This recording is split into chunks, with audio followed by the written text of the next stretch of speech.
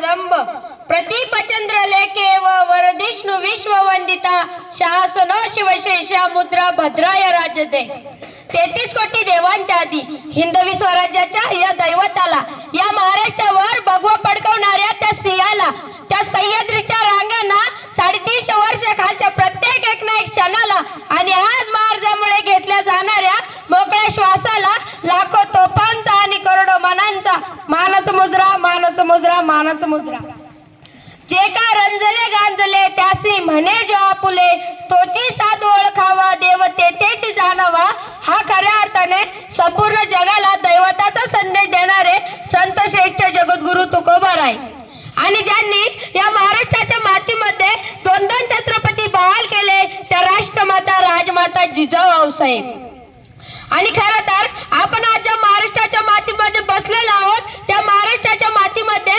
350 वर्षापूर्वी छत्रपती शिवाजी महाराज आणि छत्रपती संभाजी महाराज यांच्या विचारांना मान देऊन ज्या मर्दमावळ्यांनी या स्वराज्यासाठी स्वतःचं रक्त सांडवलं त्या 18 पगड जातीच्या मर्दमावळ्यांना मी प्रथमतः अभिवादन करतो आणि खरं तर आपण आज ज्या महाराष्ट्राच्या मातीमध्ये बसलेलो आहोत त्या महाराष्ट्राची माती तो महाराष्ट्र म्हणजे काय अहो महाराष्ट्र म्हणजे जिजाऊंच्या संस्कारांचा शिवरायांच्या विचारांचा आणि शंभूच्या पराक्रमाचा साक्षीदार म्हणजे माझा महाराष्ट्र शाहूंच्या पुरोगामी लढ्यांचा बाबासाहेबांच्या लेखणीचा अण्णाभाऊ साठेंच्या लोककलेचा आणि महात्मा ज्योतिराव फुले यांच्या क्रांतीचा वारसदार म्हणजे माझा महाराष्ट्र इतिहासाचा साक्षात्कार समतेचा प्रसार आणि अखंड भारताचा आधार म्हणजे माझा महाराष्ट्र कष्टकरी शेतकऱ्यांचा 109 हुतात्म्याचा आणि दिल्लीच्या तख्तालाही घाम फोडणाऱ्या आमच्या जिगरबान मर्द मावळ्यांचा हा महाराष्ट्र आमच्या जिगरबान मर्द मावळ्याचा हा महाराष्ट्र पोरांनो एक लक्षात ठेवा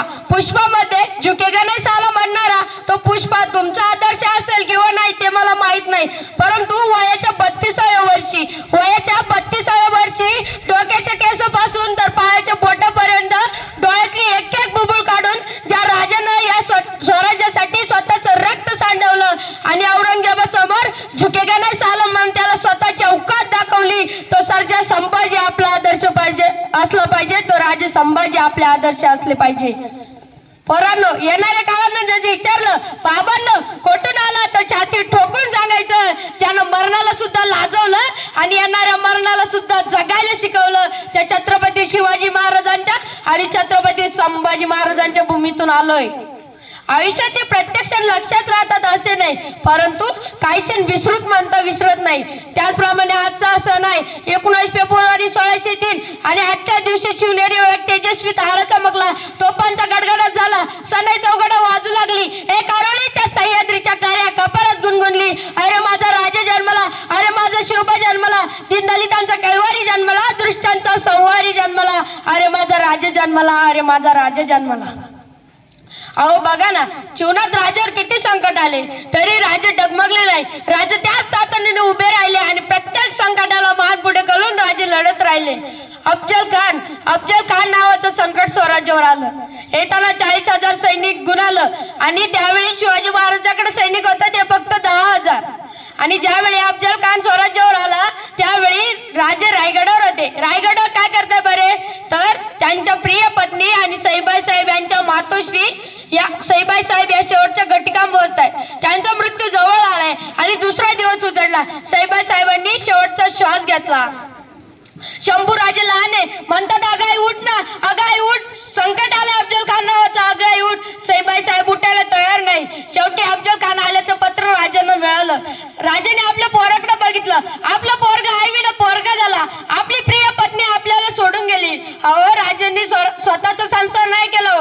तर राजांनी स्वराज्याचा संसार केला म्हणून तुमचा ना आमचा संसार होतोय चालं राजांना पत्र मिळालं पत्रात लिहिलं होतं शिवाजी राजे जिंदा या मुर्दा आमच्या बडी बेगम साहेबांनी तुम्हाला हजर करायला सांगितलंय त्यावेळी राजे हसले आणि राजांनी चाल टाकली अफजल खान साहेबा पार त्याला हरभऱ्यात झाडावर चढवलं अफजल खान साहेबा आम्हाला तुमची भीती वाटते कृपा करून तुम्ही आम्हाला भेटायला प्रतापगडावर या अफजल खानला पत्र मिळालं अफजल खानला वाटलं नेमकी वेळ आहे अफजल खान प्रतापगडाकडे येण्यासाठी निघाला हे त्याला 40,000 सैनिक सत्सर करीत निघालं लगेच राजाने दुसरी टार टाकली राजांनी अफजल खानाचा हत्ती विष देव मारला. का मारला?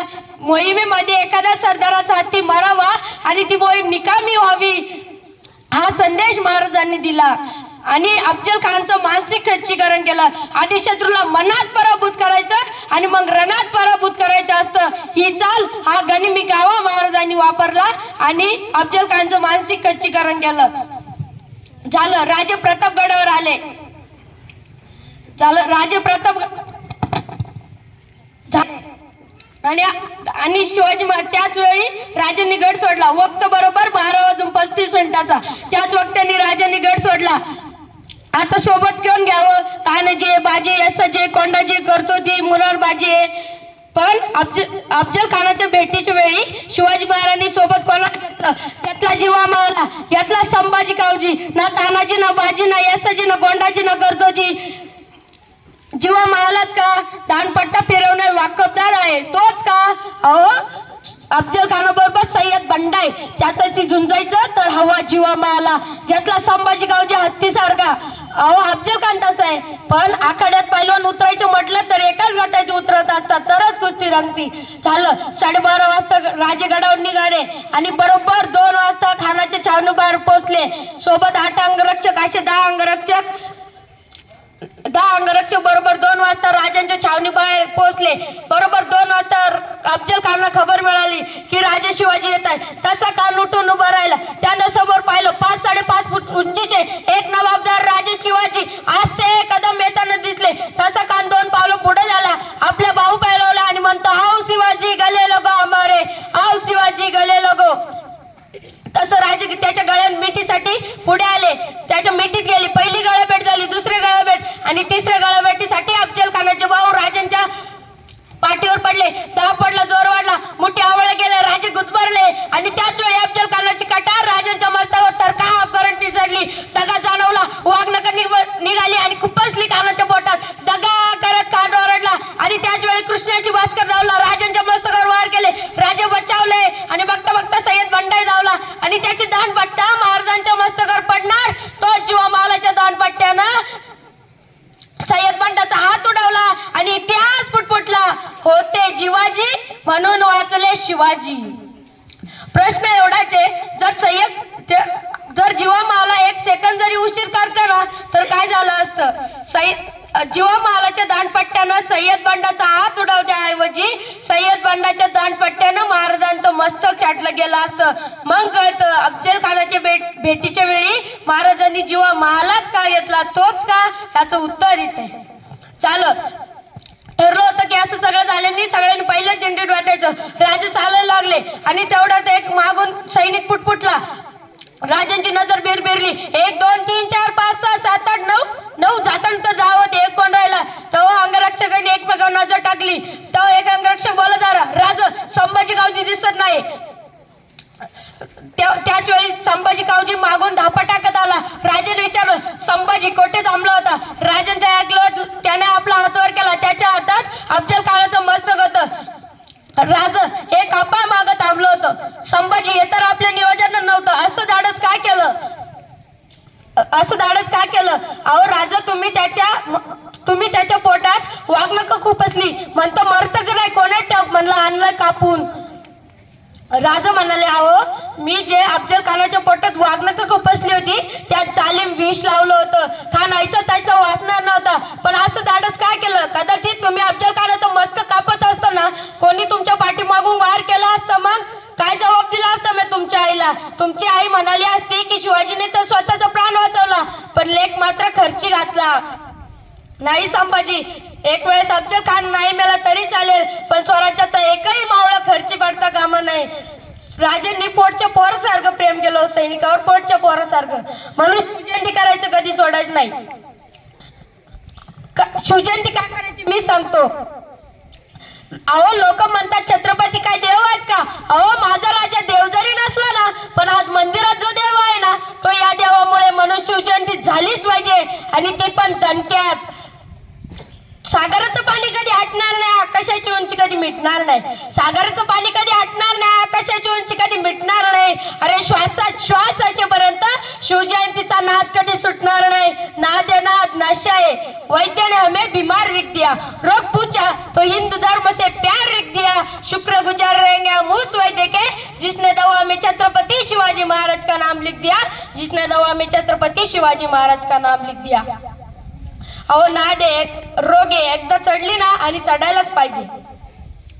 छत्रपती शिवाजी महाराज म्हणजे कोण?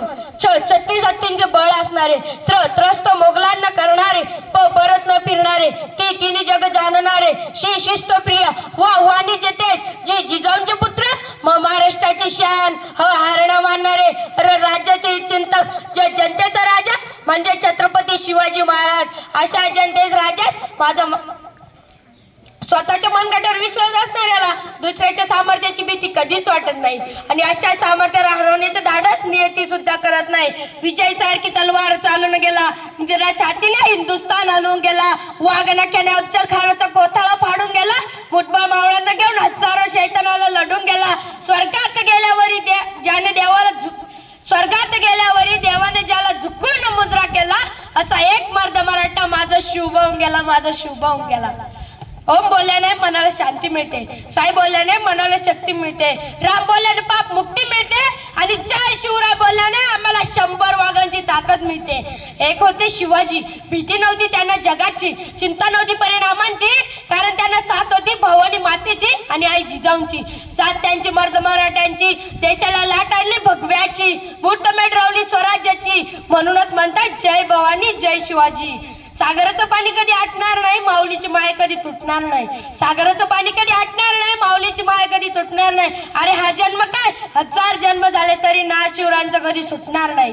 थोर तुमचे कर्म जिजाऊ उपकार कधी न फिटणार, चंद्र सूर्य असोपर्यंत नाव तुमचे न मिटणार. श्वासात रोखुनी वादळ, डोळ्यात रोखली आग, देव आमचा छत्रपती एकटा हिंदू वाघ, हातात धरली तलवार, छातीत भरले पोलाद, धन्य धन्य महाराज, धन्य धन्य आमचे महाराज. पेटविली रणांगणे देव जिजाऊला मातीसाठी, मरणाच्या दारातही लढलो आम्ही प्रत्येक जातीसाठी.